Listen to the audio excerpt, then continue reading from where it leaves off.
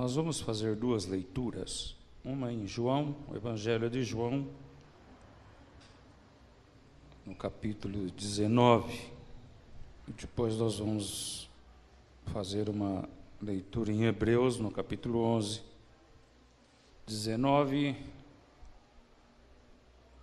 15. Vamos ler alguns versículos. Vamos ficar em pé, irmãos. Eles, porém, clamaram para fora, crucifica-o. Disse-lhes Pilatos: hei de crucificar o vosso rei? Responderam os principais sacerdotes: não temos rei, senão César. Então Pilatos o entregou para ser crucificado. Tomaram eles, pois, a Jesus, e ele próprio, carregando a sua cruz, saiu para o lugar chamado Calvário, Gólgota em hebraico, onde o crucificaram e com ele outros dois, um de cada lado e Jesus no meio. Pilatos escreveu também um título e o colocou no cimo da cruz. O que estava escrito era: Jesus Nazareno, o Rei dos Judeus. Muitos judeus leram este título porque o lugar em que Jesus fora crucificado era perto da cidade e estava escrito em hebraico, latim e grego. Os principais sacerdotes diziam a Pilatos: não escreva Rei dos Judeus, e sim que ele disse: sou o Rei dos Judeus. Respondeu Pilatos: o que escrevi, escrevi. Os soldados, pois, quando crucificaram Jesus, tomaram-lhe as vestes e fizeram 4 partes, para cada soldado uma parte, e pegaram também a túnica.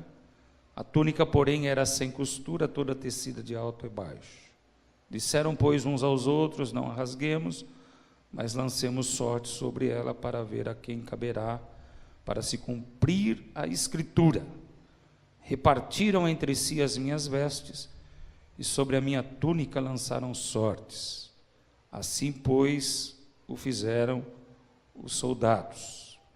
E junto à cruz estavam a mãe de Jesus, e a irmã dela, e Maria, mulher de Clopas, e Maria Madalena. Vendo Jesus, sua mãe, e junto a ela o discípulo amado, disse: mulher, eis aí teu filho. Disse ao discípulo: eis aí tua mãe. E desta hora em diante o discípulo a tomou para casa. Amém. Hebreus 11. A partir do versículo 30. Pela fé ruíram as muralhas de Jericó, depois de rodeadas por 7 dias. Pela fé Raabe, a meretriz, não foi destruída com a desobediência, porque acolheu com paz aos espias. E que mais direi? Certamente me faltará o tempo necessário para referir o que há a respeito de Gideão, de Baraque, de Sansão, de Jefté, de Davi, de Samuel e dos profetas, os quais, por meio da fé, subjugaram reinos, praticaram a justiça, obtiveram promessas, fecharam a boca de leões, extinguiram a violência do fogo, escaparam ao fio da espada, da fraqueza tiraram força, fizeram-se poderosos em guerra, puseram em fuga exércitos estrangeiros. Mulheres receberam pela ressurreição os seus mortos. Alguns foram torturados, não aceitando o seu resgate, para obterem superior ressurreição. Outros, por sua vez, passaram pela prova de escárnios e açoites, sim, até de algemas e prisões. Foram apedrejados, provados, cerrados pelo meio, mortos ao fio, vestidos de peles de ovelhas e de cabras, necessitados, afligidos, maltratados. Homens dos quais o mundo não era digno, errante pelos desertos, pelos montes, pelas covas, pelos antros da terra. Ora, todos esses que obtiveram bom testemunho, por sua fé não obtiveram, contudo, a concretização da promessa, por haver Deus provido coisa superior a nosso respeito, para que eles, sem nós, não fossem aperfeiçoados. Amém. Ó Deus amado, aqui está a tua palavra mais uma vez diante de nós, palavra viva e eficaz, mais cortante do que espada alguma de dois gumes, e eu peço que ela possa encontrar terrenos férteis para poder frutificar, segundo o conselho de Deus, segundo a nobreza de Deus e segundo a vontade, excelente vontade do Pai. No nome de Jesus, adestra-nos, Pai, para que possamos falar em Teu nome, não no nosso próprio nome, no nome de Jesus. Amém. Podemos nos assentar. Aleluia.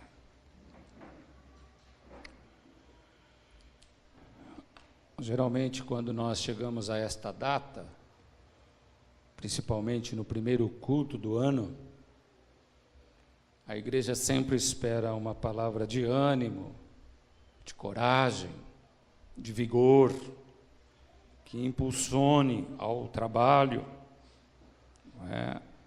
a uma vida maior com Deus. A igreja espera que o Espírito Santo fale de um Deus de poder, fazedor de milagres, realizador de grandes obras. E tudo isso é necessário para que a igreja permaneça firme, inabalável na presença do Senhor.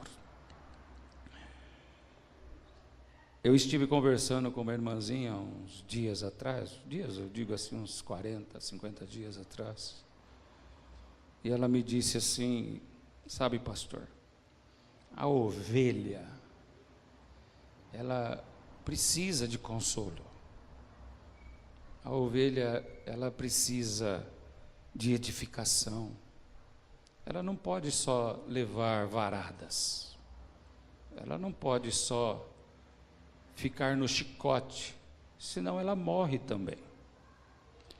E aquilo me levou a refletir muito naquilo que eu digo, naquilo que eu prego, porque às vezes Deus usa pessoas para falar conosco. Ele não chega para nós e fala assim, o Senhor está falando. Não precisa um profeta pôr a mão na tua cabeça para dizer, o Senhor está falando.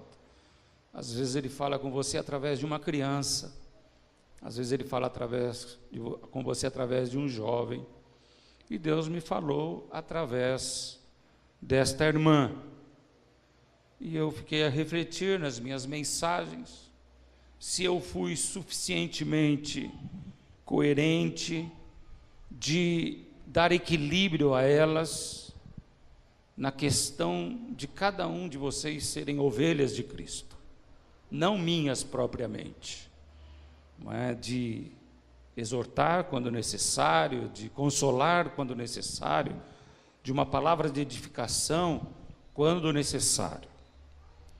Logicamente que nós estamos vivendo num mundo ateísta, num mundo governado por Satanás, e muitas das nossas exortações são exortações de amor, não de raiva, para que nós não percamos o prumo e não percamos o discernimento do caminho que nos leva a Cristo. Porque quando nós estamos aqui neste lugar, nós estamos sempre diante da eternidade, irmãos. Sempre. Nós nunca estamos aqui temporais. Nós não estamos aqui olhando para o momento. Cada vez que eu subo nesse púlpito, eu preciso olhar para vocês e olhar para a eternidade. Porque aqui, eu sei que Deus irá suprir as vossas necessidades. Eu sei que Deus é suficientemente poderoso para vos guardar. Mas existe um problema maior que nós vamos enfrentar. É a eternidade. E com a eternidade nós não podemos brincar. Não é? Então, hoje nós estamos reunidos, nós estamos louvando, nós vamos ouvir a palavra, mas tudo isso tem que ter um peso para a eternidade. Se não houver um peso para a eternidade, nada se aproveitará. Então, o zelo que tenho de vós, o zelo que tenho como pastor de vós, não é se você vai ficar rico, se você vai alcançar os seus objetivos, se você vai alcançar os seus alvos, se você vai trocar de carro. Nada se resume a esta vida que nós vivemos. O meu zelo por vós será sempre a eternidade, porque isso aqui tudo passa, isso aqui vai se acabar, não é? Isso vai se acabar com o fogo, e o que nos restará? Nos restará a palavra do Senhor, nos restará o que a palavra do Senhor, e qual foi a importância dela no nosso contexto de vida, para nos levar para a eternidade. E quando eu falo de eternidade, eu falo de uma eternidade viva, não morta, uma eternidade viva. Isso se acentua ainda mais na minha mente, né, como pastor, e cada vez que eu ministrar para você e pregar para você neste púlpito, você deve ter em mente esta condição minha de pastor de ovelhas, não é? De pastor de ovelhas, porque naquele dia, vocês sabem, eu vou recordar para vocês, e eu não quero estar culpado diante desses irmãos, eu não quero estar culpado diante deste número de pessoas que vão ouvir: apartai-vos de mim, malditos, para o fogo eterno. Porque vários irmãos que estiveram congregados, que cantaram, que falaram línguas, que expulsaram demônios, que fizeram coisas acontecer dentro da igreja, serão lançados nas trevas exteriores. E ouvirão uma dura palavra do Senhor: apartai-vos de mim, vós que praticais a iniquidade. Eu ouvi um pastor pregando outro dia sobre isto, e ele disse, quando Jesus fala, não vos conheço, houve aquela réplica: mas Senhor, nós em teu nome expulsamos demônio, falamos novas línguas, fizemos sinais e maravilhas. Jesus não justificou, falou assim: eu não te conheço. E esse pastor fez um estudo da palavra iniquidade no grego, iníquo. O iníquo, quando nós pensamos em iniquidade, nós pensamos em sexo desenfreado, não é? Orgias, nós olhamos para o pecado deste mundo.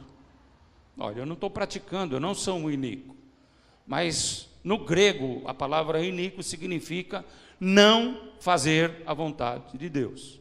Todo aquele que não faz a vontade de Deus é um iníquo.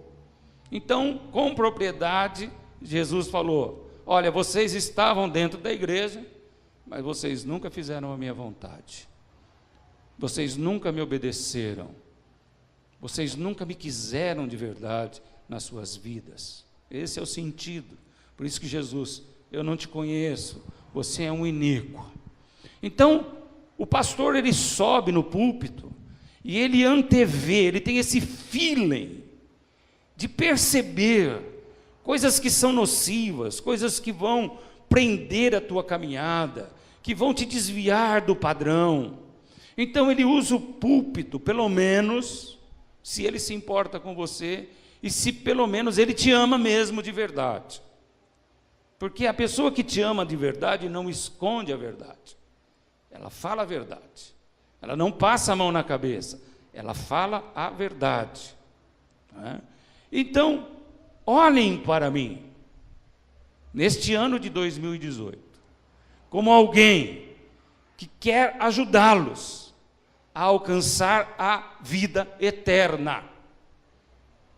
Olhe para mim como uma pessoa que vos ama de todo o coração, e que a única intenção é que naquele dia você não esteja nesse grupo de pessoas que, mesmo estando na igreja, com os nomes arrolados na membresia da igreja, serão chamados de iníquos, porque simplesmente não quiseram fazer a vontade de Deus. Então, 2018 chegou, e o meu trabalho continuará sendo o mesmo. Com a ajuda do Espírito Santo, tentar livrá-los da vida eterna. Mas há um peso ainda muito maior, porque enquanto vos ajudo, eu tenho que me ajudar. Eu mesmo tenho que correr esta carreira da fé. Eu mesmo não posso me deixar desanimar. Eu mesmo tenho que estar centrado e adestrado, porque se não for assim, não conseguirei conduzir o meu rebanho. E as ovelhas acabarão se apartando de mim, se afastarão de mim. Esta é a dura realidade dentro das igrejas locais. Então, que Deus, neste ano, nos leve a grandes vitórias, a grandes triunfos. Que Deus possa adestrar os nossos passos, os nossos pés, mas que tudo que nós façamos, nós perguntemos ao nosso coração: isso me levará à vida eterna? Isso me confrontará com Deus naquele dia final? O que eu ouvirei de Deus naquele dia final? Vinde benditos, ou apartai-vos de mim?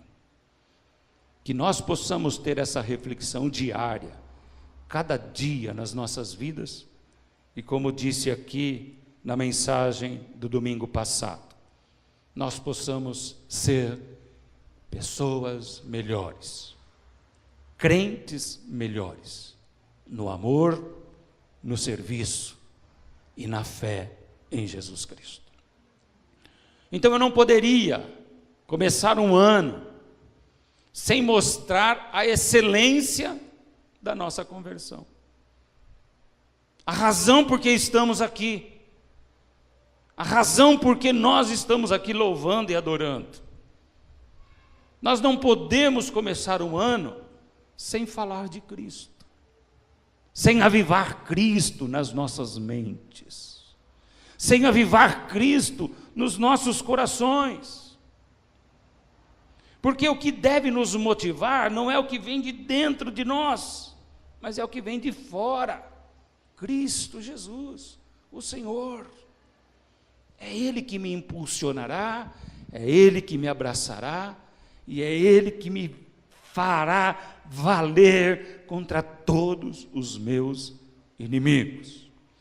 A cruz de Cristo, mais uma vez, está posta nesta igreja como centro de todas as coisas. A cruz de Cristo e o sangue de Cristo é o que mais prezamos. A cruz de Cristo, o amor de Cristo, este amor incondicional, é a coisa mais importante das nossas vidas. O maior milagre que o homem precisava e sempre vai precisar é o amor de Cristo demonstrado na cruz do Calvário. Não adiantam campanhas, não adiantam orações, não adiantam segmentos variados hoje dentro do cristianismo, principalmente o cristianismo moderno, aonde a cruz não esteja centralizada, onde a cruz não faça parte da intimidade do crente em Cristo Jesus, o Senhor.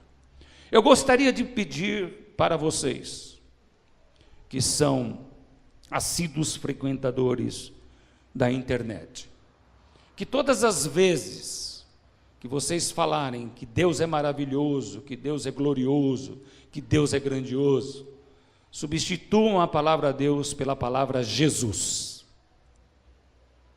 Porque o Deus, o Pai, Ele quer que Jesus seja exaltado sobre a face da terra. Ele quer que Jesus seja exaltado no coração dos homens.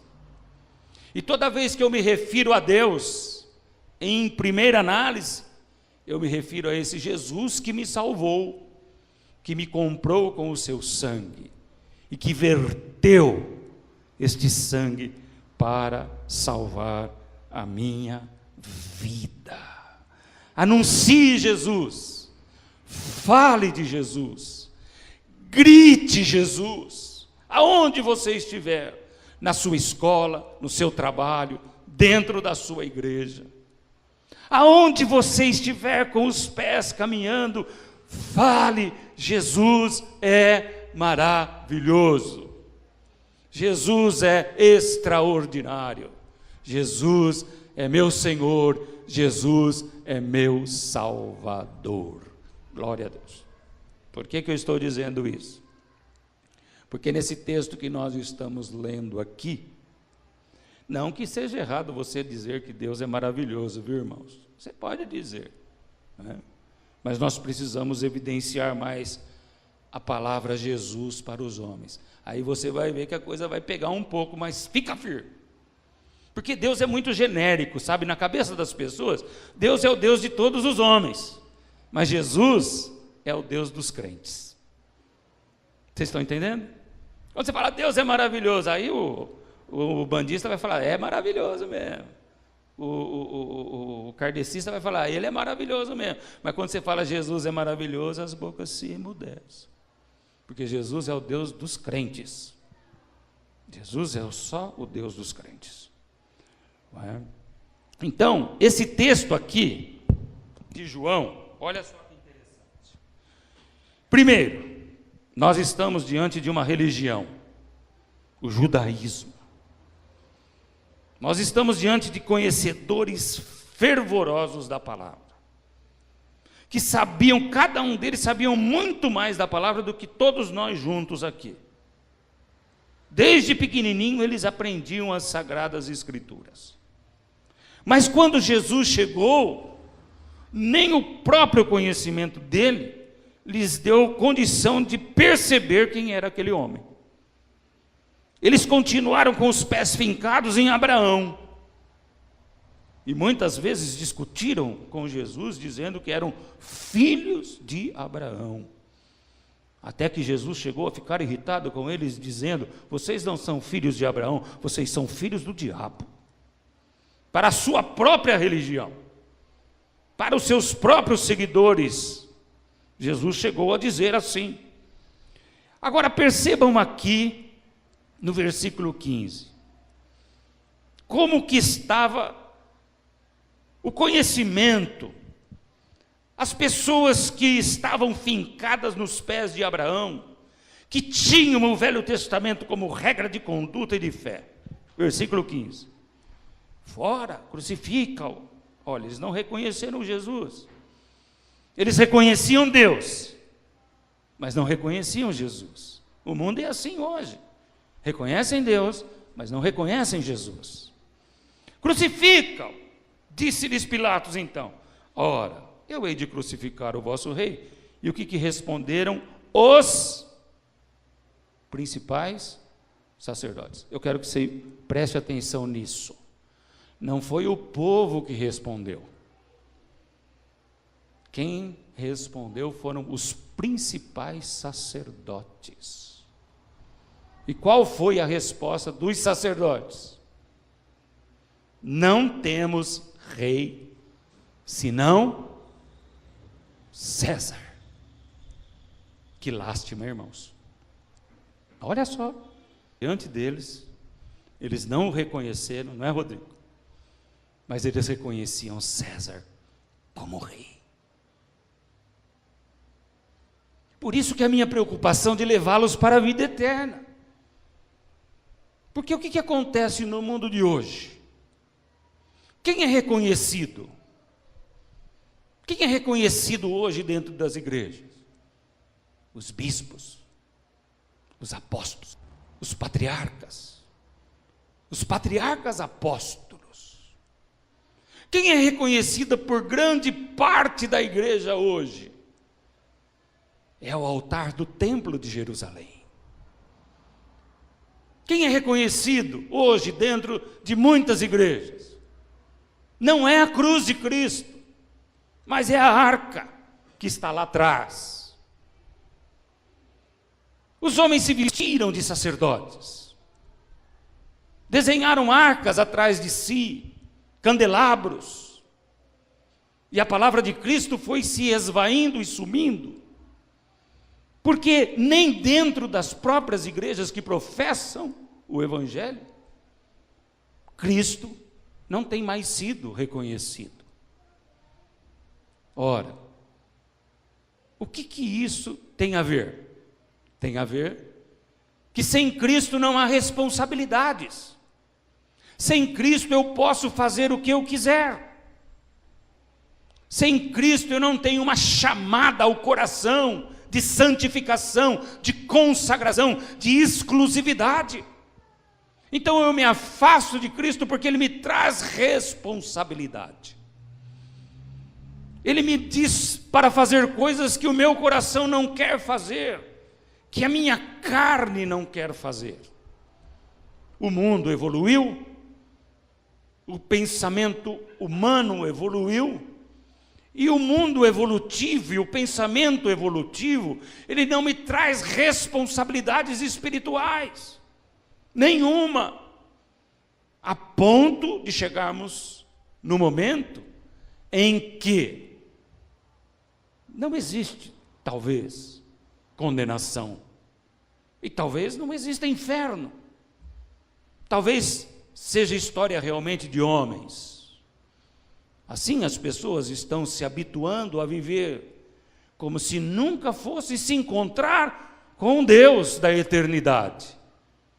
E que o parâmetro desse julgamento é Jesus e a sua cruz, não é o candelabro, não é a arca, mas é Jesus e a sua cruz. O parâmetro do julgamento não são as campanhas de oração. O parâmetro do julgamento não é as grandes obras que Deus faz. O parâmetro do julgamento é Jesus Cristo, com a sua cruz e com o seu sangue vertido. Mas quando o homem olha para Jesus, ele ouve Jesus dizer: aquele que quer ser meu discípulo, renuncie a si mesmo, toma cada dia a sua cruz e me siga. Não, eu prefiro amar a Deus do que a Jesus. Existe essa divisão nas nossas mentes, irmãos. Existe. Eu quero que você faça um conselho com você mesmo. Intrinsecamente, nós conseguimos dividir Deus de Jesus. Nós conseguimos saudar Deus, nós conseguimos dizer coisas fantásticas de Deus, mas nós não conseguimos ter intimidade com Cristo. E a igreja vai se definhando, ela vai se apagando. E esta mensagem humanista que alcançou as igrejas hoje só traz desgraça para o povo de Deus. Só desgraça e mais nada. Peso de inferno, peso de condenação. Então, gostaria de dizer a vocês que os homens não têm a Jesus como rei, mas a igreja do Senhor nunca o negará, nunca o abandonará, terá na sua boca sempre como maior preciosidade: Jesus, Jesus, Jesus. E Ele morreu para nos dar a vitória. Ele morreu para te tornar vitorioso. Agora, nós precisamos entender que nem toda vitória é igual a outra vitória. Porque essa pregação maçante de que você vai conquistar tudo, que Deus preparou tudo para você, que a sua vida vai ser agora realmente maravilhosa, é uma mentira do diabo, irmãos. É uma mentira deslavada do diabo. E eu vou repetir, é uma mentira do diabo proferida nos púlpitos de muitas igrejas. Jesus teve o cuidado de dizer para as suas ovelhas: no mundo tereis aflições, mas tende bom ânimo, eu venci o mundo.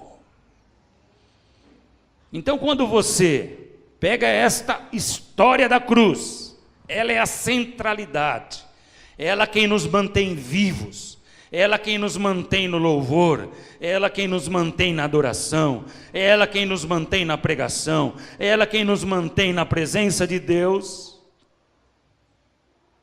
E você quer entender como que a vitória chega na vida da igreja? Você vai para o livro de Hebreus. Os heróis da fé. Porque todos eles, embora a sua maioria, ou pelo menos todos, estão com os nomes firmados no Velho Testamento, foram vencedores, porque Cristo estava com eles. Não foi Abraão que os levou à vitória, foi Cristo, porque a cruz de Cristo, ela é operante na história do homem, desde o jardim do Éden até o último dia. Graças a Deus por isso. Vamos perceber uma coisa aqui que enche o nosso coração.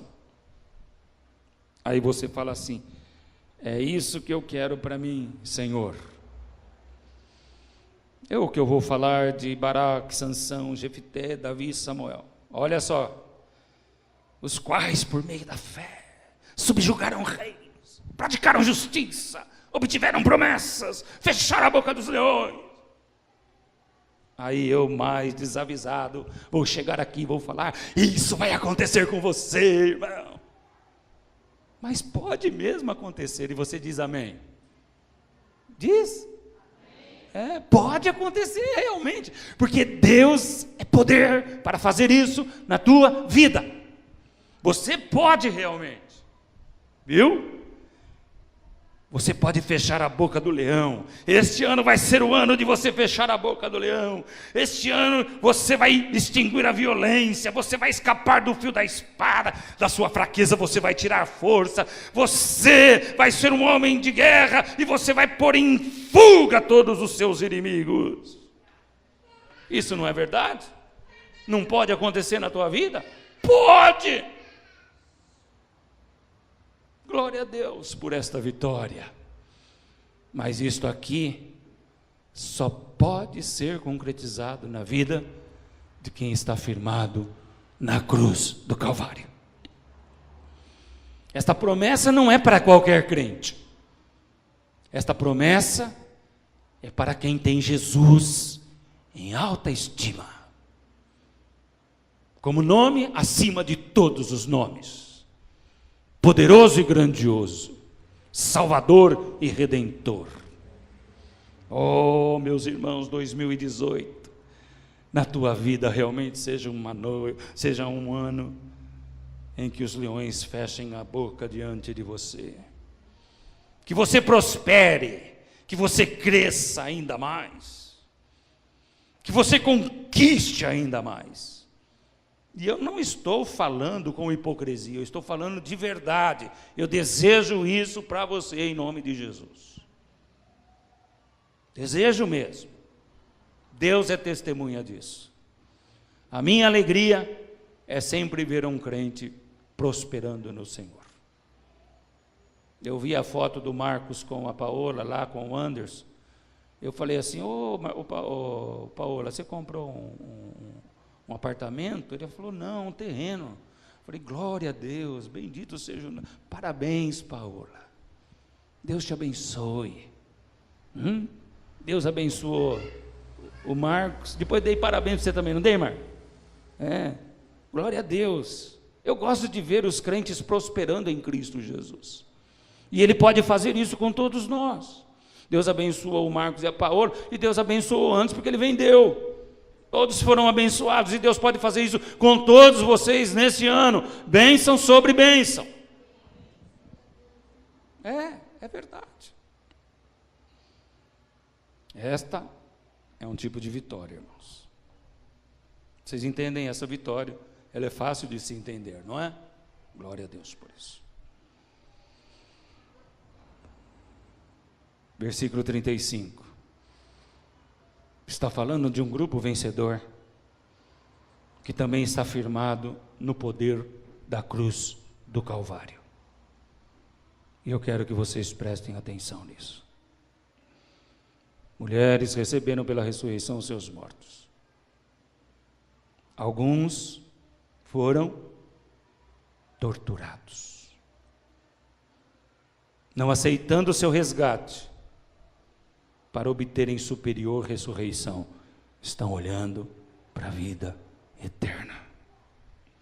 Não importa o que aconteça comigo aqui, o que me importa é a vida eterna, é o prêmio que eu vou receber. Outros, por sua vez, passaram pela prova de escárnios e açoites. Sim, até de algemas e prisões. Olha só o versículo 37. Nós estamos falando de pessoas vencedoras, irmãos. Pessoas vencedoras. Não são perdedores, são vencedores. Com o mesmo peso daquela que fechou a boca do leão,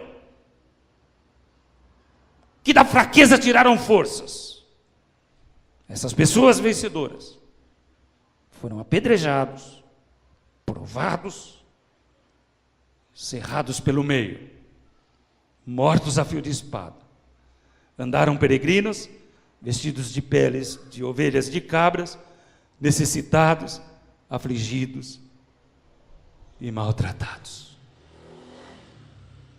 Pessoas vencedoras.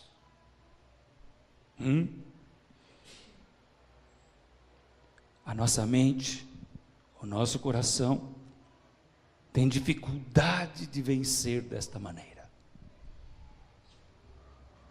porque tem sido pregado constantemente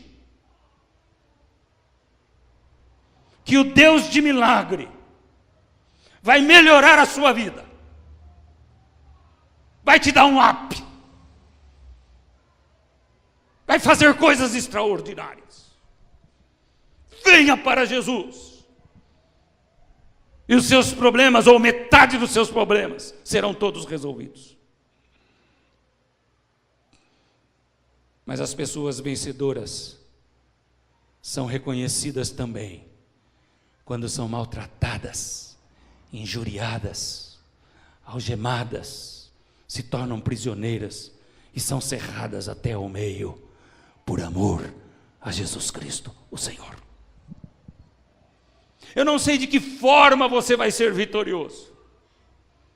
Ora, eu torço para que no fundamento da cruz e do sangue, você esteja na primeira parte desses irmãos aqui. E então você vai cantar, vai louvar, você vai glorificar a Deus, vai estar tudo bem, você não vai ter nada para reclamar de Deus. Eu espero realmente que você esteja, porque a tua salvação estará, parece-me que mais assegurada. Mas talvez nós possamos fazer parte do segundo grupo.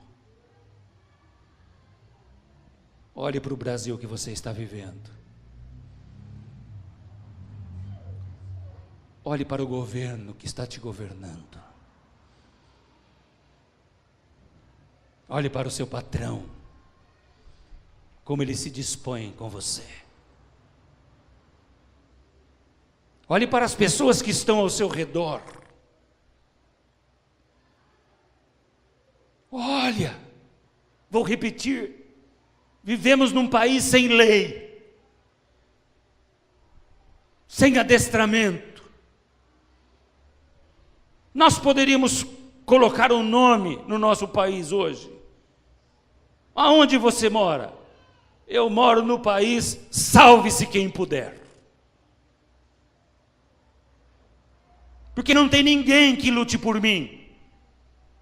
Não há justiça. A lei está frouxa. A corrupção se agigantou. Os miseráveis são inúmeros, assustadores. Vivemos num país de morte sangrenta, de torturas, de jovens que morrem dia a dia com overdose, assassinados por traficantes, velhos que são banidos da sociedade como que se não fossem ninguém.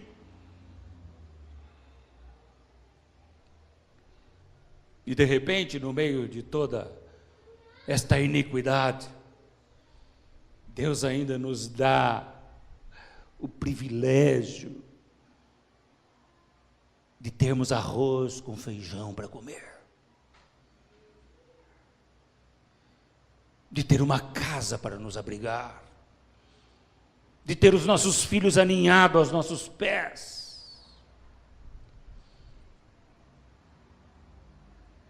Assustadoramente, eu vi uma notícia no SBT essa semana, de uma igreja de Satanás. A porta de entrada tem uma estrela de 5 pontas, o pentagrama do diabo. E todos os líderes foram presos porque sacrificaram 2 crianças a Satanás. E os seus corpos foram encontrados na mata. Esse é o país que esta igreja mentirosa do século 21 não mostra para os seus fiéis. De crianças sendo assassinadas em rituais satânicos, de mendigos sendo raptados nas ruas para fazerem rituais satânicos. Eles penduram esses mendigos em cruzes. Vocês sabiam disso? Eles crucificam esses mendigos como se esses mendigos fossem Cristo, irmãos. E banqueteiam em volta daquela cruz. Está morto o Salvador, dizem eles. Esse é o Brasil que ninguém vê. Esse é o submundo espiritual das trevas.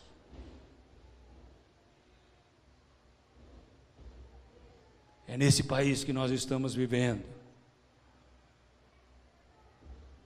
Se você tiver o que comer, o que vestir, uma casa para te abrigar, dê graças a Deus.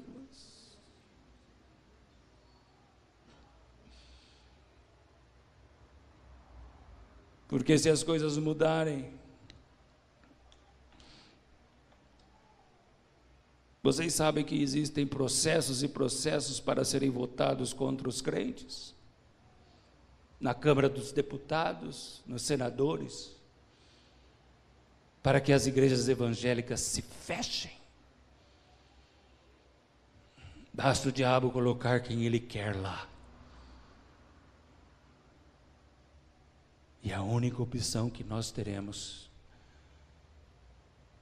é correr para os braços de Cristo. Ó 2018, o que estará diante de nós, 2018? Eu vou dizer para vocês todos, às vezes vocês não conseguem me ver como pastor, me veem aqui apenas como um homem que fala coisas do seu próprio coração, da sua própria visão de ver as coisas. E às vezes vocês têm dificuldades de perceber que muitas vezes que falo com vocês, falo porque o Espírito Santo está falando através da minha boca. Mas isto é um mal de todas as igrejas, não é só dessa. Pois eu vou te dizer uma coisa para você, meu irmão. 2018 pode ser um ano de grandes realizações, mas poderá ser um ano de grande desespero para a igreja do Senhor.